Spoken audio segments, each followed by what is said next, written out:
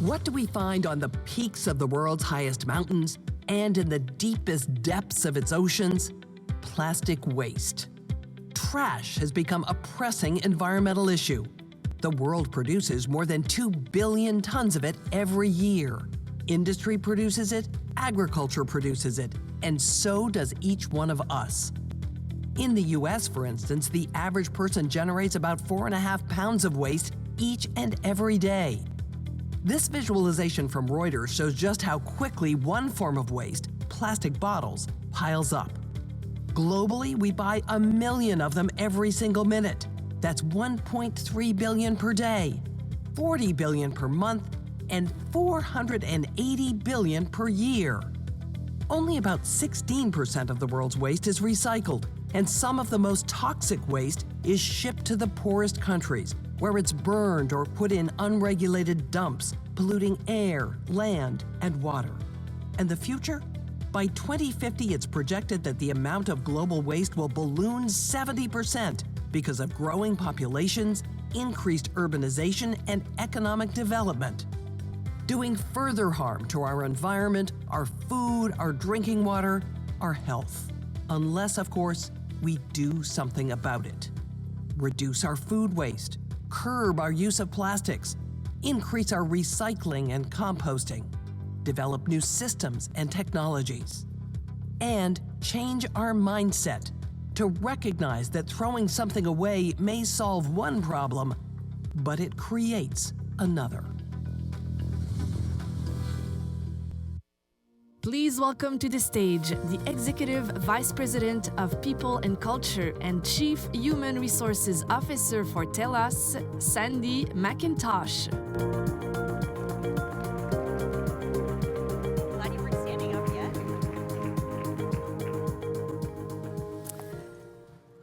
Good afternoon. How are we feeling after lunch? Good? Good. Good to hear that. Thank you all for joining us today for our closing luncheon. And as we sit here this afternoon and we're creating more trash and more food and waste and paper and refuse, most of us probably haven't given a lot of thought to where it's going to go and what's going to happen to it. Fortunately, well, in this room, maybe some of you have. We have a room full of creative entrepreneurs, but we have a couple today that have thought about this quite a bit, and we're going to hear from two women who have approached this issue from very different angles.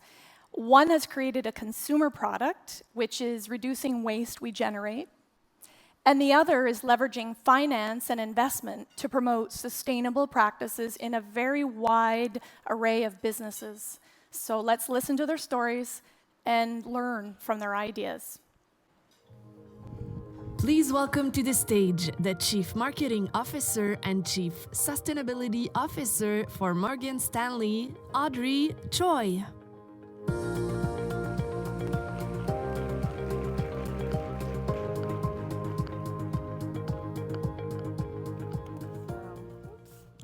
Good afternoon, everybody. It's great to be with you. It's a really impressive gathering of brains, and we're really excited to galvanize you all. So, growing up, I was always fascinated by the story of Pompeii. About 2,000 years ago, Mount Vesuvius erupts, and overnight, Pompeii is buried in ash and debris that preserve the buildings, the art, and the remains of those who were there on that tragic day. And archaeologists rediscovered the city about 270 years ago, and the excavation of the site still continues to this day. And among the many incredible discoveries are these things like this beautiful mosaic. There's statues and frescoes. It's a really remarkable time capsule of this beautiful era. So it just makes me wonder, when thousands of years from now, archaeologists or aliens sift through the remains of our time on this planet, what will our legacy be? Scientists have already begun studying this question, and the beginnings of the answer are that the single largest, most enduring, most preponderant legacy of our time on this planet, something that will actually become part of the geological record of the Earth, will be this: trillions of items of plastic trash piled high. What's staggering to me about this is that we actually only started building this legacy 70 years ago. Right? It was only 70 years ago that science and research and a bit of serendipity all combined to give birth in the lab to something that no one really intended to make, but this clear substance that would come to be known as plastic. When people discovered it, it was a fascination. It was versatile and incredibly able to do all sorts of things. Lightweight, resilient, could assume almost any size, shape, texture, density. And it ended up giving us a ton of benefits. Right? It's reducing infection through medical usage, preventing food waste, and making our homes and our vehicles lighter and more energy efficient. And so as a result, it's become ubiquitous in our economy and our daily lives. But for all those benefits, it also comes with a real downside: plastic waste. Right? So you see here, just over the last 70 years, we've gone from 0 plastic waste on the planet to what we have now. And the problem is that because plastic was created in the lab, nature doesn't know how to biodegrade it, right? And we humans haven't developed the optimal ways to reuse, reduce, recycle, and truly make the best use of this plastic, at least not yet. Right? So there are 3 major problems that I think about when I think about plastic that I call the open secrets of plastic waste. So open secret number 1, the vast majority of plastic waste we've ever produced is still with us. Globally, only 9% has ever been recycled. Only 12% has been incinerated. And that leaves us with 5 billion metric tons of plastic waste currently in our rivers, oceans, landfills, and landscapes. And the staggering scale of that problem, like 5 million, it's almost a number that 5 billion, you almost can't figure out how to grasp that. So we reached out to an MIT scientist to help us run some numbers. And we asked, what if you took all that waste and you were to turn it into a single grocery bag? How big would that be? This grocery bag, taking all that waste we have sitting in the planet today, will be big enough to bag the entire Earth. And this is the really horrifying part: if we continue with business as usual, by 2050, right, which is not that long away, if we all eat right and exercise, hopefully we're here in 2050, or at least a bunch of us, by then we can double bag the Earth. So open secret number 2, not only is plastic always with us, it's also inside of us, right? Because those mountains of plastic waste don't biodegrade or decompose. They just disintegrate into smaller and smaller microparticles of plastic that have now been found in our tap water, in our bottled water, in our food supply, and in our salt. And as a mom, here's what really concerns me. More than 90% of children over the age of 6 have detectable plastic additives in their bodies already today. There was a recent study by some Australian researchers, and they found that each of us, even if we're trying to eat, antibiotic and artisanal and organic and made in small batches, locavore, each of us are eating the equivalent of 5 grams of plastic every week. So you know what weighs about 5 grams? Credit card, or your hotel key card for the lovely forum. This is about 5 grams, meaning that every year, each of us eat about 52 credit cards worth of plastic. So we don't yet know what the health effects are, if any, but I'm going to hazard to guess that most of you don't want this in your body, and we sure as heck don't want it in our kids. So open secret number 3. Plastic waste is an economic black hole. Plastic bags have an average useful life of about 12 minutes before they become plastic waste, and then can take hundreds of years to disintegrate. In fact, nearly half the plastic we create today is used just one time for packaging, and then it becomes waste. And this has led to about $80 billion to $120 billion in economic value disappearing every single year from the economy. And frankly, as a business person, this offends me. This is just a lot of wasted resources. And imagine what we could accomplish if instead, every year, we could harness $120 billion into R&D or public works and infrastructure. So think, for example, about Bell Labs. Bell Labs was awarded 9 Nobel Prizes, and it's made groundbreaking discoveries like radar, inventing the transistor, improving satellite communications, to name just a few of their accomplishments. Adjusted for inflation, the first-year budget of Bell Labs was just $170 million. So instead of throwing away all that plastic wrap and plastic cups and plastic bottles, we could literally fund nearly 100 Bell Labs. I mean, think about what that kind of horsepower, innovation, creation, discovery could do, and what we could achieve if we had that kind of horsepower. If you want a different example, for $150 billion, according to the World Bank, we could deliver universal clean water and sanitation around the world. So what can we do? Of course, we as consumers can each do our part. We can replace single-use plastic items in our daily lives with all sorts of reusable items. Metal water bottles, paper straws, glass containers, cloth bags.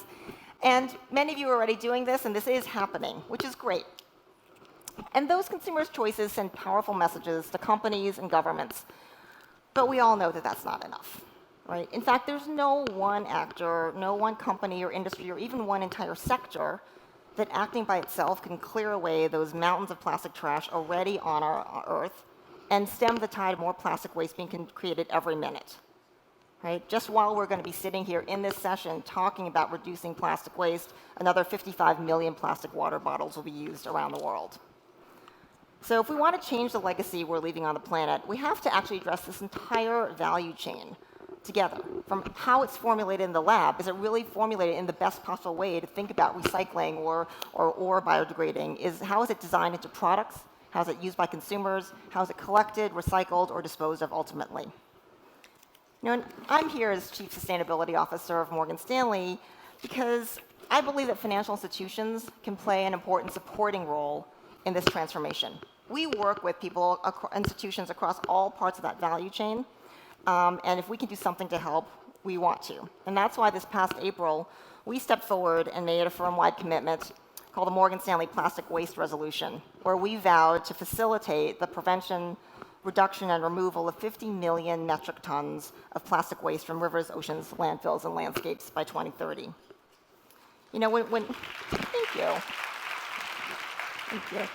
It was interesting because at first a lot of people said, why are you doing this? You're not one of the parts of the value chain.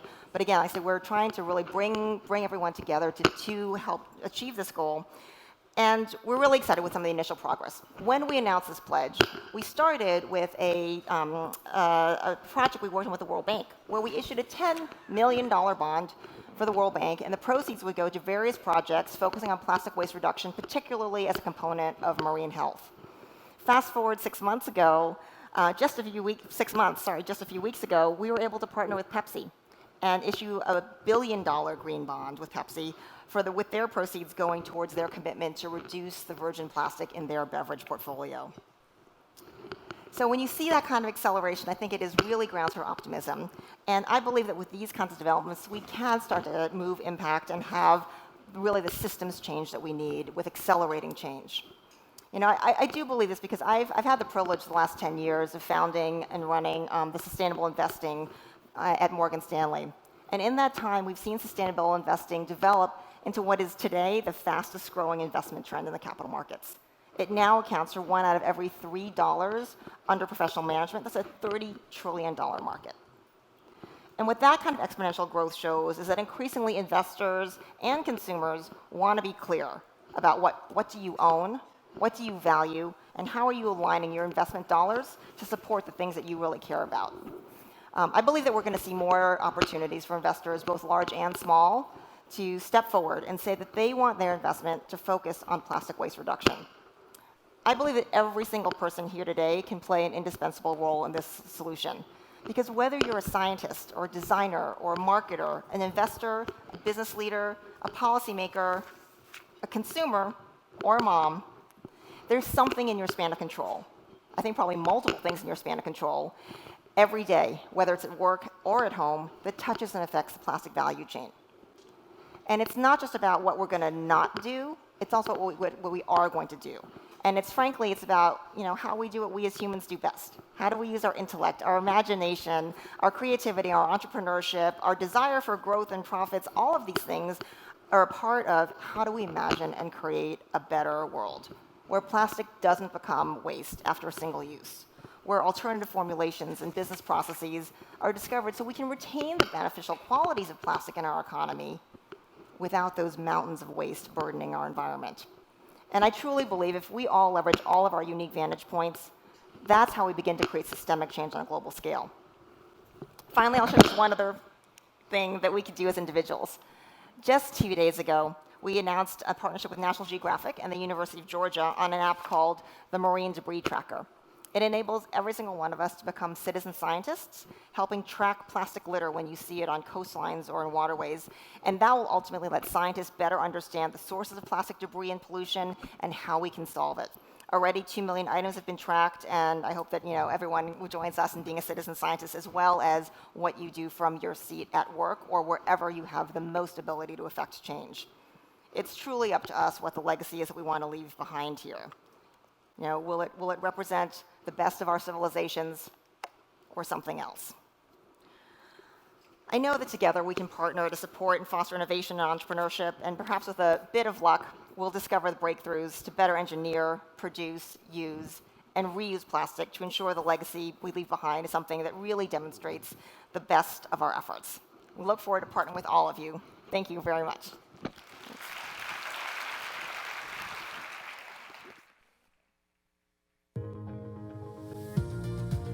Please welcome to the stage the founder and chief executive officer of Swell and member of the Women's Forum of New York, Sarah Cowles.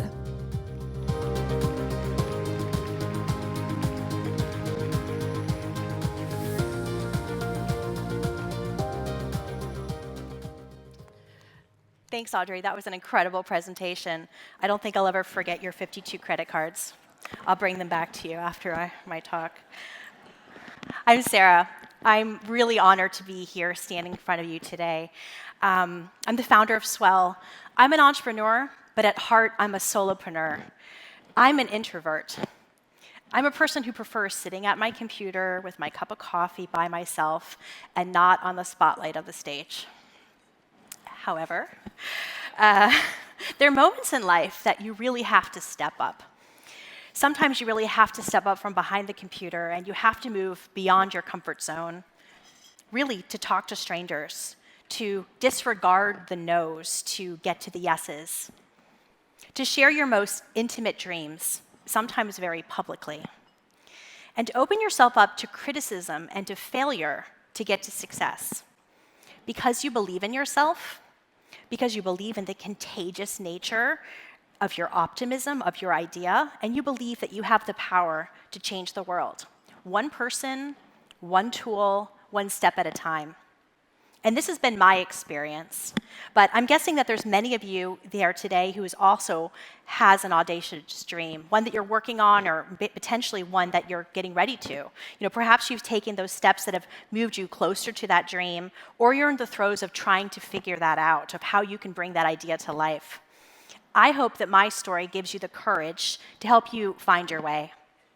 My moment came in 2009. I was on a hike with my mom in Arizona, contemplating my next career move. I was looking for something better, something more fulfilling, something that was meaningful. And what had happened to me there on the mountain in Arizona that day might be my lightning bolt moment, that aha thing that sort of you hear about and you read about. As I took a sip of warm water from my reusable water bottle that day, I just had the idea that I thought, what if I could create something that looked better and worked harder? Doing good for the planet was always a big part of my life.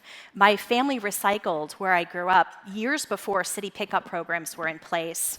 And I carried a reusable water bottle around with me for years.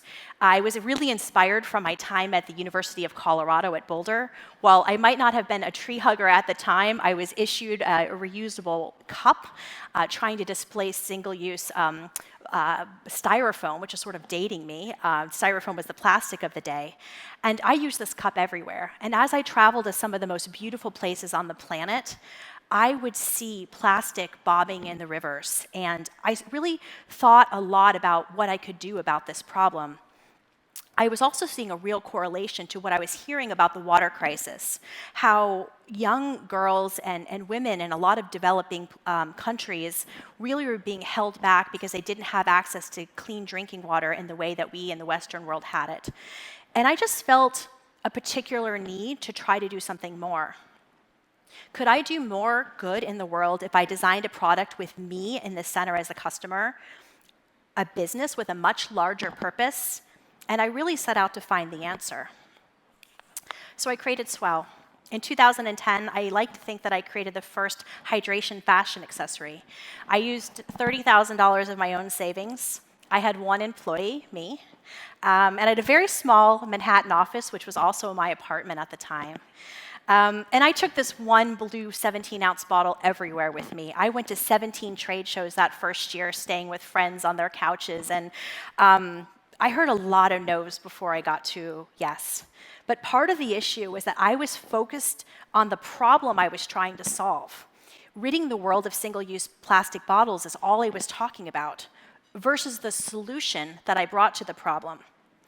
You saw the pictures that Audrey just showed us of sort of the modern-day Pompeii, all of that plastic in the ocean. That's what my first website looked like. I had pictures of that Great Pacific Garbage Patch and all the statistics about plastic, but I wasn't doing enough to really highlight the product and the solution that I was trying to bring to the world. I really quickly realized that if I didn't pivot and really turn that messaging upside down, I wasn't going to be able to sell the product and then do the good in the world that I was really imagining. So I had to flip that approach. And I put design and performance and style and fashion first. I put Swells in as many hands as possible, and I see them in a lot of your hands here today, so thank you for using them and being so stylish.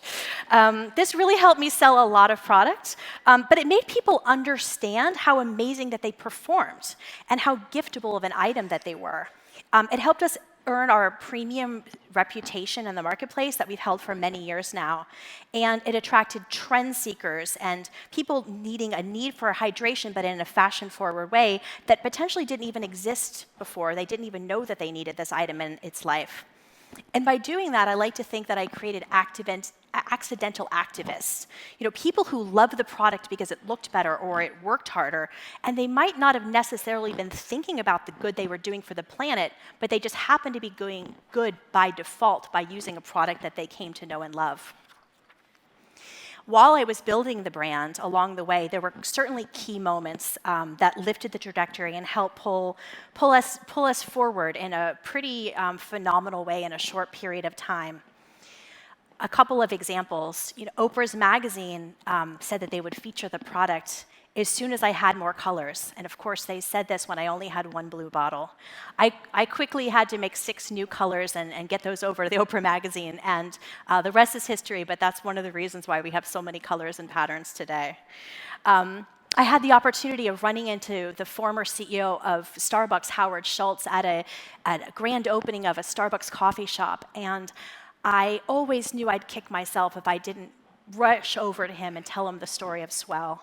And from that one event in Seattle, we went from being featured in hundreds of Starbucks stores to tens of thousands of Starbucks stores around the world. For about 3 or 4 years, I was able to say no to creating a second line for Swell. And when I felt that the time was right to get from a no to a yes, I said yes and created a brand called Sip by Swell, which is our masstige line, which we created for Target and the mass market stores of the world. And all of those opportunities really led to one bottle to 6. So we actually have 6 forms now. We have over 200 colors and a variety of accessories to help people really hydrate in more versatile ways. And then we started adding more.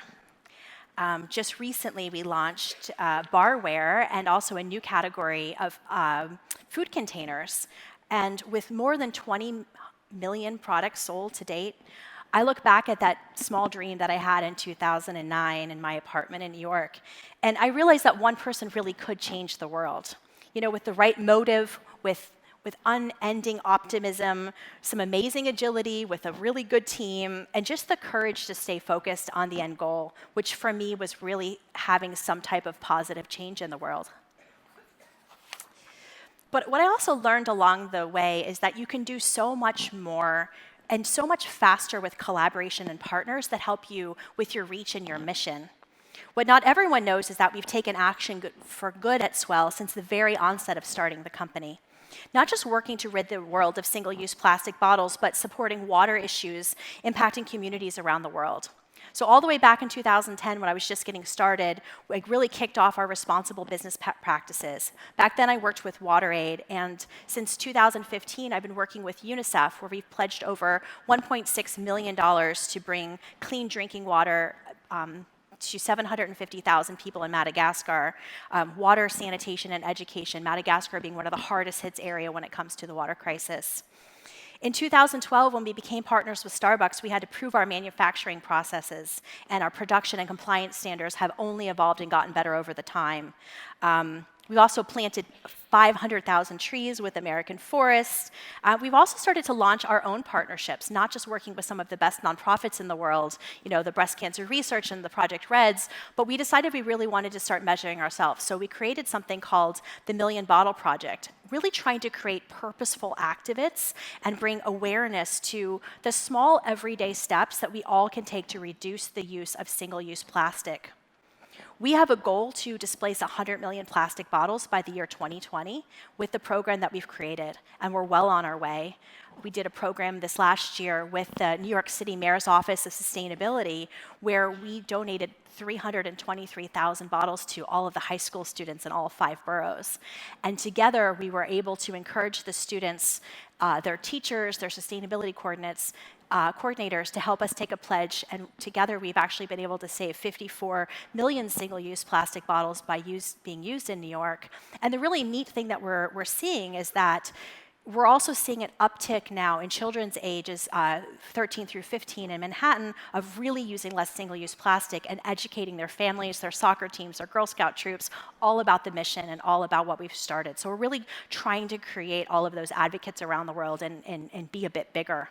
Thank you. That's sweet. Needless to say, we've been really busy. But there's a few things I've learned sort of on this journey of purpose. Life is really more like this than this, unfortunately.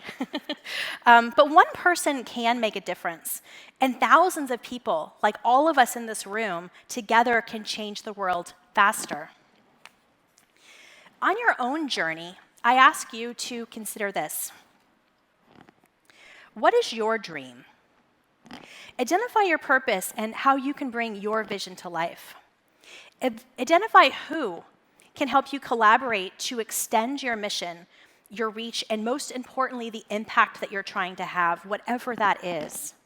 Ask yourself who shares that vision, who brings complementary resources to bear, and how can the partnership that you build awareness and extend your network together. Understand how you can work together, tap your community to educate and to inform.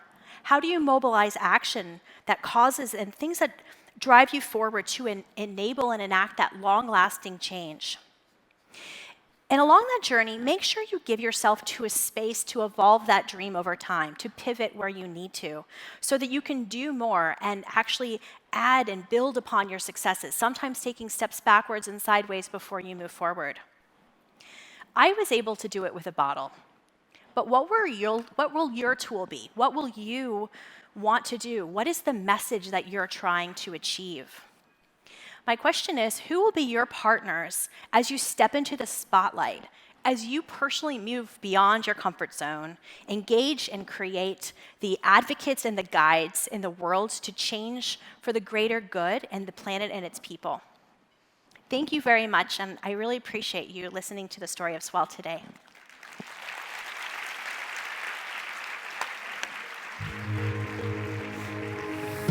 Please welcome back to the stage Audrey Choli and our moderator, Sandy McIntosh. Audrey, I brought you these credit cards. I'm never going to forget these.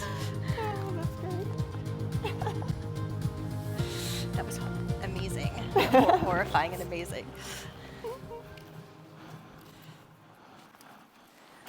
Well, I'm not going to stop thinking about the 52 cards that I eat a year. That was quite the image. I think we were all a little bit pensive after you dropped those 52 cards. Yeah, it's a little sobering. Yes, no, thank you for that. Both great remarks. Thank you both.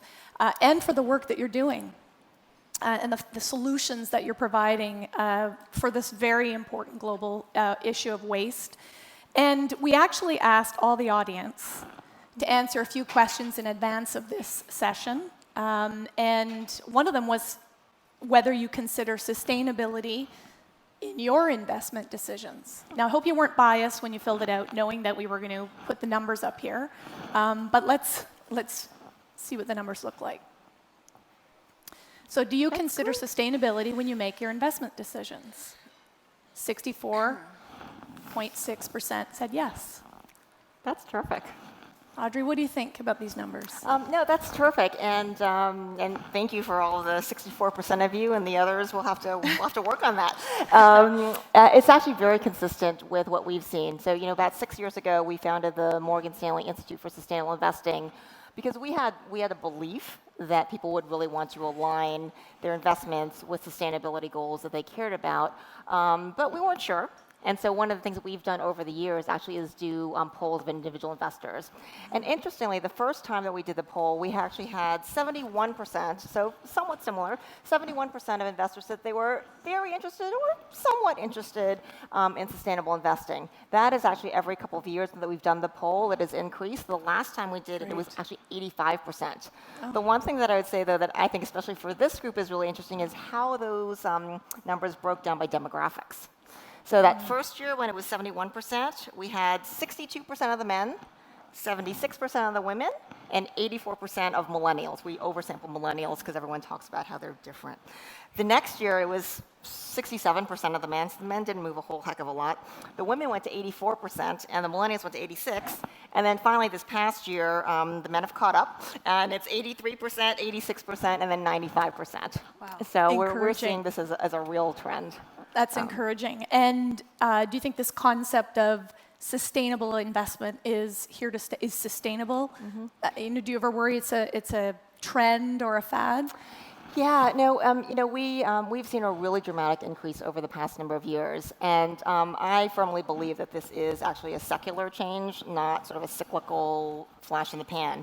And the reason I believe that is when you see sort of not only the volumes of dollars that are going towards it, but also the kinds of money that's going toward it. So, look, when I started on this journey at Morgan Stanley about 10 years ago, it was less than 1 out of every $11 that had some sort of sustainable mandate to it. And back then, what that often meant was, here's a couple of sectors or companies or issues I really don't like, can't sleep at night at, or they contradict my faith, so just keep me out of that. Now it's much more about, I actually want to align with values that I care about. I want to be with companies that are doing the right thing. And we've seen that go from less than 1 out of $11 under management to now 1 out of 3. So when you get something that's at 1 out of 3 with a growth rate, we do think that it is that it's quite secular. And then we may want to get into it later, but the other big thing we're driving that is that people now are increasingly starting to understand that you don't have to, it doesn't mean sacrificing all sensibility and desire for profits, that you really can be aligned. And do you find investors are starting to ask more about sustainability as a core part of businesses that they're investing in? Coming from the investment community as well? Yeah, I mean, if you look at investor relations calls now, it's one of the, it's gone from the occasional question to now it's pretty much table stakes that investors will ask CEOs and corporate leaders, where are you on these various environmental and social issues? We're seeing it in almost every request for proposal for investment managers coming up. It's becoming really, it's much more becoming table stakes because people realize that it aligns with good business. It's exciting, very exciting. Sarah, as you said in your opening remarks, you took a commodity and turned it into a luxury good. Do I get to keep this, by the way? Yes. Yes? Okay, great. Because I took one home from a conference not long ago, and my 9-year-old niece stole it very quickly. So it's very fashionable amongst the the tweens and kids as well. But you took a product that became a lifestyle statement, and has it led to the broader societal change that you had hoped?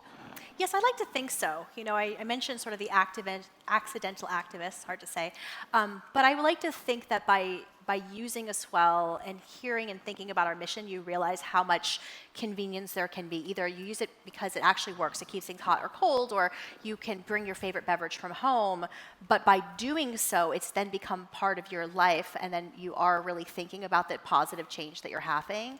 I think there's also a little bit of peer pressure potentially, maybe whether it's in schools or it's in your gym or it's at work.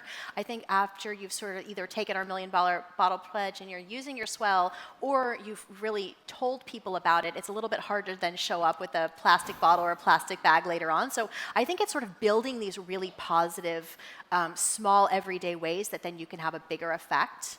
We're also finding that just being a mission-driven company and being a sustainable brand, it's certainly a bit more in vogue and part of sort of the cultural moment now than when I started the company in 2009, that maybe I could be a little bit more intentional about the messaging and about the impact that we're having today than in the past. And so, we found that, 9 out of 10 customers want to work with a brand that's having that positive impact in the world, and that because we've been authentically talking about that from the beginning, we get a little bit of uplift because of that. It's not that we're just, saying, oh, and we do something good, but this is new. This has been part of my story since I started. So I think it's really having that positive impact that I wound up setting out for, whether it's intentional or not with the customers. They're having the intended consequence of doing something good.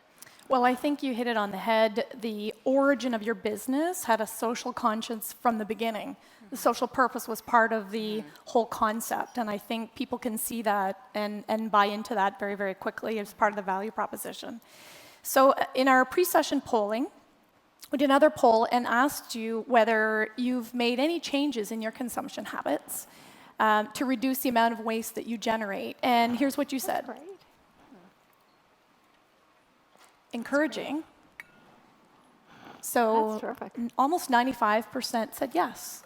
You've made changes in your consumption habits in order to reduce waste. So Sarah, talk a little bit about your customer demographic and how much it's changed over the last decade. Yeah, our customer's pretty dynamic. I would say if you asked me this question a number of years ago, I would have told you about the swell girl, and she would have been fashion forward, she would into wellness. Now we actually find that our customer is pretty split male and female. They are still, into health and wellness and style, but we've got a lot of diversity in our customer base at this point. Some of it's because of our colors and patterns and form factors have changed. Some of it is because the customers are sort of looking to consume in different ways. So I would say it's been like a lot of fun to sort of track that. We have looked at some customer research, and what we have found is that we have those swell aficionados, those daughters of yours that steal the bottle and they become, really interested in being collectors. And I think that's something that we expected. But I think one of the really unexpected things is that we're really digging in to understand our customer more, is that we have learned that there's this moment of joy when they use their swell, that they actually feel more happy and secure when they have this by their side. And it's really interesting. And in the brands studies that have come back, the people running the studies said we don't normally see this with just an inanimate object, but one of the customers sort of summed it up in a really interesting way, that your phone is sort of this dark vortex into something that is your to-do list, your email, the things that are sort of maybe dragging you down, whereas your swell is that one moment of joy where you put everything away and you have your favorite beverage from home and you sort of take the top off and you look up to the sky and you have this positive moment. So as we're really thinking about who is our customer, we're really trying to bring them more of those moments of joy. And so we want to tell them those stats, that statistic about there's more plastic by weight in the ocean by the year 2050. We want them to understand that 583 billion plastic bottles are going to be used a year by the year 2021, and less than a third will be recycled. Like, we want people to know, but we don't want to always be harping on them about sort of the negativity of this problem. We want to say, if you're using a product that looks great, it works well, and it brings you happiness and joy, you can do something good. And we're finding that the customer is a little bit more open to that. It's not always the fashion-forward woman. It might be everybody in her family and her kids and her grandfather and all of that, too. That's a nice concept around the happiness. As an executive at a communications company, I just have to say that your smartphone can make you happy too. Oh, sorry about that.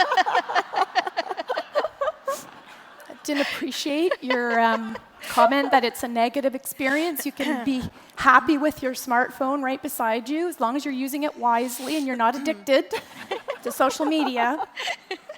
We'll let that one go, Sarah. Sorry about that. Audrey, do you see more interest and commitment to sustainability among men or women? Is it even? Is it mixed? Generationally, can you comment on that? Yeah, I think we're probably not thinking it's male boomers, but still take us through it anyway. Right, exactly. I mean, as I said, I think amongst individuals, we're definitely seeing that millennials have been leading the way and women. Yeah. And it does, again, it has tended to skew younger. But I think what we've also really been seeing is that there's been a major shift, even just in the last 18 to 24 months, where it's not just passionate investors who want to do well and who care about values or ethics or whatnot, that really increasingly we are seeing this really in all of the C-suites. So I think actually one of the newer kind of biggest proponents of sustainable investing in many ways are chief risk officers. Mm-hmm. They've actually seen that when you start thinking about the environment and society in addition to the traditional items on your balance sheet, it's not about being sort of soft-headed.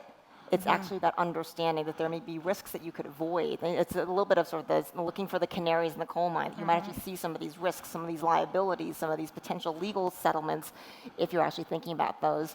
And we've also seen it really start to go even into central banks. There's now the NGFS, the Network for Greening the Financial System, where I believe at last count, but it may have grown even since then, it was about 35 central banks around the world have come together to say, thinking about climate change is a material risk that the financial system, as well as all corporates, need to really be thinking about from an investor perspective. So individually, we're still seeing millennials and women sort of leading the way. As I said earlier, the men have caught right up, especially now that it's a $30 trillion market. The men have caught up, and we think that it's a secular change. And what do you think's driven the change you mentioned the last 18 to 24 months? Has there been one or two variables that you would say you think are the biggest drivers, Audrey? So I think there's definitely been a lot of the virtuous cycle, but I think the main components are the single biggest obstacle to sustainable investing over the last years or decades or even centuries has been this perception, which I really think is a myth, that if you say the word environment or social alongside the word investment, that means that you must be giving up return. Right? So anytime someone talks about sustainable investing or clean tech, or they're like, oh yeah, Audrey, that's lovely, but I actually want to make my money. We've had more and more evidence over the past number of years that you don't have to give up return to invest sustainably. I'll just give you one data point because no one ever believes the general statement. They only actually, we did the work. We analyzed 11,000 mutual funds over 15 years of performance from 2004 to 2018, and we compared the sustainable strategies to the traditional strategies. And what we found was two things I think are, really important to understand. One is if you track the performance of the traditional strategies, lo and behold, the curve would look like this. Normal bell curve distribution, right? Which means some managers are lucky and or good, some managers are less so, but most of them are in the middle. When you then actually plotted the sustainable strategies, the curve looked like this, right on top of the other curve. And so again, there was no Dumbo's feather or something magical or mystical or cursed about sustainability. They had almost actually the same returns. But the really interesting thing was that on the downside, the sustainable strategies had significantly less volatility than the traditional strategies, and the sustainability strategies, when they did go down, they went down by 20% less. And so I've never yet met an investor or a trader or really anybody who said, I don't want the thing that has pretty much the same return with less downside. So I think that has been one of the major things helping accelerate it as people have understood that it's a part of that. I think, frankly, mentioning smartphones, right? I mean, we now hold in that smartphone about the computing power of what used to be a supercomputer that has given us an amazing degree of transparency. So whether it's a college student or a chief investment officer of a multi-billion-dollar pension, they can say, what do I own? Do I want to own that? accessible, What does that absolutely. company do? Yep. And that transparency, big data convergence, combined with people actually caring about values, seeing that companies and corporate activities have an impact on our environment, and then saying, I have the ability to choose, and I'm gonna, is all coming together. And I don't have to give up return. Very, very powerful. Sarah, the mantra of reduce, reuse, and recycle has been really important, and your business tries to address the first step, which is reduce. Do you believe this is the most significant way to reduce the headwind on waste? You know, I do, but I think my thinking is coming around a little bit. You know, my mission is to try to eliminate single-use plastic water bottles from the planet, and I'm such a relentless optimist. I think that's possible. However, you know, I think the first step is trying to use reusable containers. But what we know is that even people that have a reusable water bottle, 80% of those people will still use a single-use plastic water bottle at some point in the day or the week or the year. There are solutions for, you know, trying to get some of that out of the ecosystem, but in the meantime, I think recycle has to be a really big part of the equation. So I think number one, it is obviously, I think everyone should have a reusable container. But number two, I think we really do need to educate people about recycling. You know, that fact that I mentioned that less than a third of plastic water bottles are recycled globally, worldwide.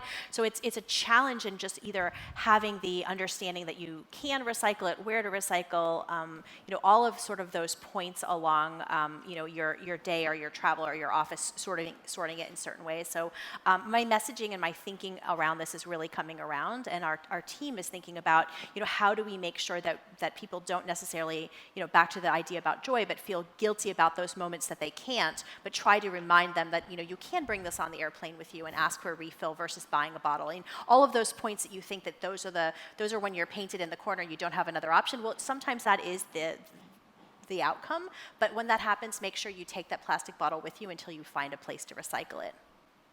It's interesting, I was reading a little bit not long ago about Patagonia, and they have it, one of their strongest marketing terms is, if you don't need it and won't use it, don't buy it. Right. They would rather you just don't buy it at all. I think they've been leading the way for a couple of decades around this concept of not waste. How do you feel about that, having a mantra as a retailer, trying to make money that comes right out and says, if you're not going to use this or buy, you know, just don't buy it. We'd rather you not buy the product. How do you feel about that? That's a great, I have so much respect for Patagonia. I mean, they're just the gold standard in this space. I agree. I mean, I think at a certain point, how many small somebody bottles? From Patagonia here? Is anybody here? If you're from Patagonia, please talk to me afterwards. If so, we salute you. Huge fan.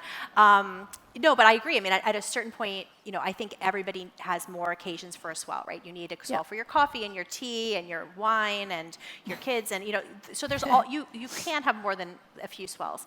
But one of the things that we're thinking about right now is what happens at the end of a life. What happens when swells are scratched or dented? What happens if you might have a competitor bottle and you'd like to have a swell? So we don't have a current recycling program, but we're really looking right now of saying, how do we say we'll take your swell back and turn it into a park bench, or you know, something that is giving back to the community, but also encouraging people to consume in a better way. We have done some studies, and we have found that, you know, at the average swell customer does really become a collector, and that's fine as we're a 9-year-old company, but what happens when we're a 100-year-old company? Yeah. You know, you don't necessarily want to trade off one solution for, you know, a closet full of swells. Of course, we're coming out with new shapes and new products, but we also want to be really careful about making sure that we're looking at, you know, what happens at the end of the life. And we don't have an answer yet. We're a pretty small company, but we're really spending a lot of time thinking about that right now. Wow, that's exciting. Yeah, thanks. That's great. Audrey, China is now refusing to accept and recycle waste. You're probably aware that in the summer of 2019, the Philippines sent back 1,500 tons of garbage to Canada. Are you having success focusing on investment to create more robust and successful recycling business model elsewhere? Yeah, you know, I think that's been one of the really exciting sort of positive sides of this, right? I think that, first of all, the moves that you mentioned, I think that was actually very important in helping the West and globally people realize that, like, this waste, something has to happen to it. You know, just because out of sight does not mean, you know, out of the ecology. And I think, you know, what we're looking at right now is actually really how can we galvanize people to think about innovating those new solutions? Because again, if you think about it as a business person, it's crazy that we're throwing $100 billion worth of valuable resources out. after like 12 minutes of use. So first of all, I think for the innovators out there and the engineers and the scientists, and I'm sure there's hundreds in here, being able to think about how could we use that resources better than having it sit there and disintegrate into our water supply. There's a huge gold mine out there for the right person with the right idea of how to do it. And we're actually doing two things specifically at Morgan Stanley to try to help really encourage that. One is for the last 7 years, we've issued a challenge called the Sustainable Investing Challenge. It's to grad schools, to grad students globally about bring us your best idea that is focused on, that is not for a company, but for a product, a financial product that is scalable, that is profitable, and that is focusing on some sort of positive environmental social impact. This year, because of our plastic waste resolution, we're doing a special track just for ideas focused specifically on plastic waste reduction. So any of you who have grad student friends or children or students, please encourage them to apply to the Sustainable Investing Challenge for our plastic waste. We also have one of my colleagues at Morgan Stanley runs our Multicultural Innovation Lab, focusing on multicultural and female entrepreneurs. And we're and that's bringing in new companies and new entrepreneurs with ideas, and actually having them spend time with contacts in Morgan Stanley. It's a bit of a business incubator with ideas and advice and connections and networking and being in residence.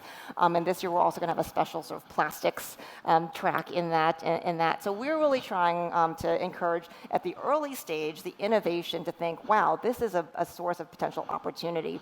We're also starting to see companies all along their growth trajectory and also along the value chain who are looking at things like using mushrooms or other organic materials for packaging materials instead of plastic, at figuring out better ways to recycle the plastic.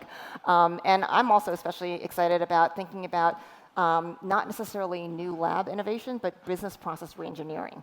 So how can some of the biggest brands that you know of today think about, is there a different, better way to deliver their product to you, or what could we do about our collection and our distribution methods? So we're really excited. And then, of course, I think at the other side of things, we are also seeing really interesting companies doing things like figuring out how do you take those plastic bottles or whatever all else it is, and there's one company that's turning it into to building blocks that actually can build houses strong enough to survive Category 5 hurricanes. Wow. So I think that there's no end of innovation and entrepreneurship, that we can really see this as this tremendous, there's a multi-billion-dollar resource sitting there waiting for someone to grab it and figure out what to do with it, and every day we're pumping out more. So I think there's a huge opportunity. Incredible, and I love that you're going after the next generation. You're going after the Generation Z to help innovate and solve some of the problem. I think that's exciting. Sarah, the private sector is obviously playing a big role. You both talked a little bit about that today. What's your thoughts on the role of government on this issue?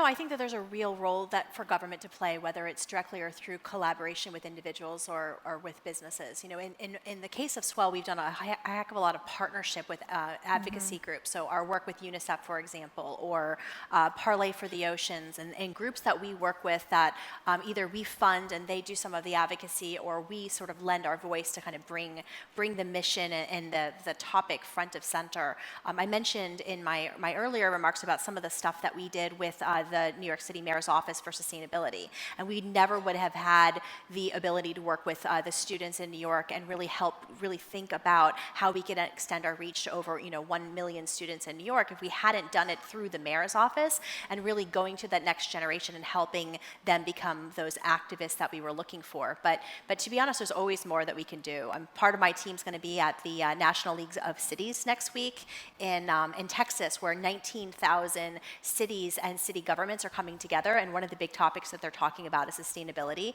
At this very conference last year, they used a lot of plastic water bottles, and this year they invited Swell. So even if we don't work with all 19,000 of those cities in the next year, if we work with 10,000 of those cities, I'm a big dreamer. I'll be really happy, But I think it is really starting local, but thinking about how even small businesses like Swell can have a pretty big impact in getting governments to think about this big issue. Absolutely, a tremendous impact. And I just want to thank you both very much for the work that you're doing. I think we're all very inspired. And I'd like everybody also to join me in thanking my terrific panelists, Audrey Choi and Sarah Kaus. Thank you.